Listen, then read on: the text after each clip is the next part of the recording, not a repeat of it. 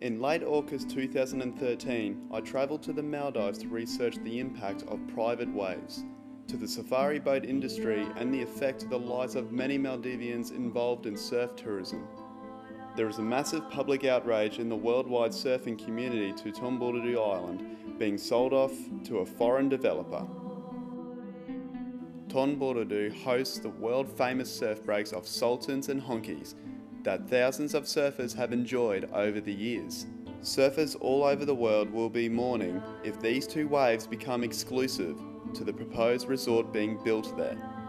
From my interviews with local surfers and businessmen, foreign surf guides and representatives of the LAM, I have come to a conclusion that the government needs to listen to those affected by private waves and look at revising the resort boundary laws to enable open access to all the waves. If all the breaks are open, a surf management plan needs to be put in place to maintain some control amongst the safari boats, resorts and guest houses who cater to surfers. The Maldives should be a shining light and known as one of the best places in the world to take a surf trip. Unfortunately, now with all the private waves only accessible by wealthy resort guests, the reputation of the Maldives is on the decline. Thank you for your time, and please take the time out of your day to listen to these interviews and suggestions for a way to move forward with surf tourism in a productive manner without private waves. Sustainable tourism, that is the word that has been used but really not practiced in Maldives. We speak about, all the governments speak about, sustainable tourism, but that at the rate that they are selling off the islands, one would wonder, is it sustainable tourism that we are practicing here? When picnic islands are being converted to resorts, where would the tourists on the liverboards, the guest houses, on the resorts also go and have a picnic? So how much are we practicing sustainable tourism? The boundary regulation sort of addresses it, but it doesn't address it in a proper way.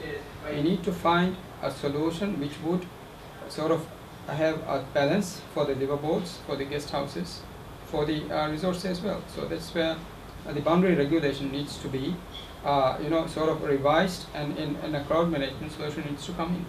I think Sultan is the first wave I've surfed outside of Malé, the first wave. So I think it's kind of my mother, Yeah. It's the heart of, like, I feel that it is. I've surfed like almost all the breaks in the Maldives, and I've never seen anything like Sultans and Honkies. It's just one island with two waves, like two world-class waves, and it's just amazing. You don't find that setup anywhere in the Maldives. It's just amazing. There's not too many places it's not worth in the whole world like that. And it's not worth to just give it to just one person and for his own interest, because we've been, a lot of safari boats and a lot of locals have been utilizing it and making money out of it. The money has been distributing among the locals, the safari owners and the crew, and like it's been going all over, like it's been going all over in the country. So Yeah. I think that will be a big problem for the Malé Atoll surfers. Not only for Malé Atoll, but the most of the people, most of the Malé Atoll surfer, they don't have any other choice. And the safari boat also have a problems. And now some of the people told me there is chickens also going to privatize. So that is only thing we have. The chicken is the only left point close to our island. And the other one is the Tomburudu, everybody know, is a famous place. That will be a big problem. In the future also, now only the safari boats operating here. Tomburudu means Tomburudu and Honkies. And porks, chickens, jailbreak. I think that is only the free surf points here. Then the other, all the surf points are private surf points, like exclusive, you know. Tamburdu has been shared by many people for ages, and they decide to give away Tamburdu without consulting or asking all these people. I see it like, imagine like Tamburdu as a field that you could go and grow crops, yeah? Like locals have been going there every day, making a livelihood out of Tamburdu. And one day when we go there, they're like, no, you can't come here. It's owned by a foreign person. You need to have a license. I think it's stupid, man. It's very insulting. It's very insulting and stupid. I think if they could, like, any change to Tamburdu should be made after consulting everybody who is involved in Tamburdu. Otherwise, they can't make a deal just like that. They make Tamburdu exclusive. It means like they may say locals can surf there, but what does that make for other guys? I mean, who are coming here to surf? I mean, those breaks.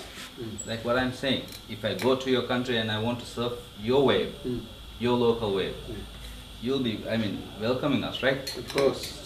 Well, just surf it. Absolutely. But when you guys come to surf our wave, Yeah. we say, oh, very sorry guys, I mean, that business owner, he's done that, so we have no choice. You need to have a lot of money to go and stay at this guy's expensive resort. I think basically the boundary regulation came into effect because some fishermen started fishing near the water bungalows. So to protect the resort's boundary, the boundary regulation was enforced, and which also included, you know, any vessels coming into the boundary within the perimeter. So that sort of gave the resorts the perimeter, which they can say this is private. So even diving cannot be done by the riverboats. 40 years of sustainable tourism, the safari riverboats has been diving in the resorts, a house reef, you know, and then suddenly this law comes into force, and resorts are now able to say, oh, get off our property, this is our house reef. The same rule can be applied for the surf breaks as well. So that is where the concern is. I understand the problem is actually maintaining exclusivity is to manage the crowd there, which is genuine, because Maurice doesn't want to be seen as a mass tourism product. We want to have a you know, sort of contained, the conservative sort of like eco-tourism, or rather sustainable tourism.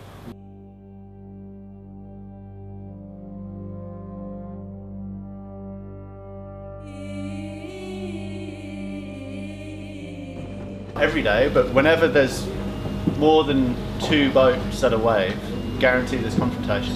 Like last night at Jails, no, day before in the evening at Jails, there was a Brazilian guy that said, I love fighting, you know, you want to mess with me? Let's go. And Yeah, I just told me to beware then. yeah, Beware, and I was like, you know. really? And that's when I wasn't even surfing, I was shooting photos. Like, hey bro, just chill out, because I see what's happening if I'm in the water shooting photographs. I see, you know, who's dropping on who's consistently, you know, not playing by the rules. No, I'd say every day here there's confrontation somewhere. If all the breaks are open, a surf management plan needs to be put in place to maintain some control amongst the safari boats, resorts and guest houses who cater to surfers. There's going to be an impact on the diving, because there's HP dive spot, HP Reef, which is in between Himafushi and Girifushi, which is it's got a lot of soft corals as well. And then if there's a dredging in to build a resort, obviously there's going to be a huge impact on that dive site as well. So and even the corner, the Tamburdu corner as well, it's a really nice dive spot there. So DAM is also very concerned about this, and they are fully supporting MSA and them regarding the whole ending exclusivity. It's going to be a lot of environmentally to be affected a lot, you know, because there's, you know, that place is from both sides there's waves breaking from both sides. There's only shallow little lagoon there. There's no really place that boats can come in. There should if there's a resort, they have to have a harbor, right? There have to be some sort of like break walls to, you know, if they want to make a beach, they should have a, you know, they're going to build break wall. Really, you know, if you know, all these waves are being formed naturally over the years, over the millions years. That's the way it is, the way the current runs. And if man-made, I mean, seawalls or reclaimed areas, it's going to affect a lot of those two channels. When the currents comes in, there's a lot of strong current comes through there, even going out, as you guys has experienced. Yeah? If there is an extra blockage on the reefs, so it becomes really narrow channel to go through all the, you know, all the current. And also, there's one more example. There's a development going on that Gulifaro, just behind Vilingili. And there's one big island, this dumped island that is already been reclaimed. I think I haven't seen behind IGMH that road. I haven't seen before that when the tide is really high, actually the road is below sea level. You know, the water is about this much. Sea water comes on the, you know, through the. We haven't seen it when they have paved the whole road. It has been happening that, but last few years it's been happening like that. I think that's because of those reclaimed areas being reclaimed. I think all the water is coming, just checking up in here, and then when the tides come up, it just comes on the land. So anywhere else, if you go and take photos of you surf, you know, from the background, you always see a building, or, you know, and of course there's some trees. It's the only place you see without buildings and, you know, all this development. It's kind of, you know, like you feel like you in near the raw nature, like it's like really a schoolboy fantasy. Yeah, we can't be losing our identity. These islands means we are islanders, you know. That's who we are, and it's the only island that has not been touched by man. You know, not been developed by man, or haven't built anything on it. In Maleto, right? Yeah, in Maleto, and I think it should be kept as the way it is, you know. Like.